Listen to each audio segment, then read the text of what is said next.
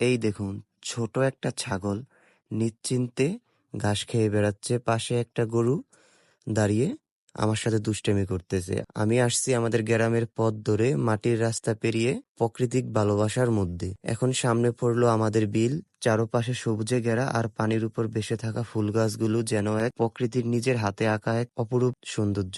গাছের পাতায় শিশির জমে আছে, বাতাসে মাটির ঘ্রাণ। আমি হাঁটছি গ্রামের রাস্তায়, রাস্তার এক পাশে কলা গাছ, সবুজ পাতায় ঝলমলে রোদ পড়ছে। এখানে জীবন ধীরে চলে কিন্তু গভীরতায় ভরা। একটা মেশিন চলছে, লোকেরা মিলে সোয়াবিন ভাঙাচ্ছে। মুখে নেই কোনো অভিযোগ, শুধু পরিশ্রম আর হাসি। একজন লোক মাথায় বোঝা নিয়ে হেঁটে যাচ্ছে। এই পরিশ্রমী মানুষগুলোই আমাদের দেশের প্রাণ, তারাই আমাদের দেশের অহংকার। আরেকদিকে কয়েকজন মিলে ধানের গাছ ভাঙছে, মেশিনে ঢুকছে সোনালী ফসল, মাঠ জুড়ে ধানের ঘ্রাণ। এটা কোনো বিলাসী জীবন নয়, তবে এখানে আছে প্রাকৃতিক ছোঁয়া, মানুষের ঘামের গন্ধ আর একরাশ শান্তি। এই গ্রাম আমার শিকড়, আমার ভালোবাসা। এখানেই ফিরে আসি বারবার, প্রাণ ভরে যায় নিঃশর্ত ভালোবাসায়।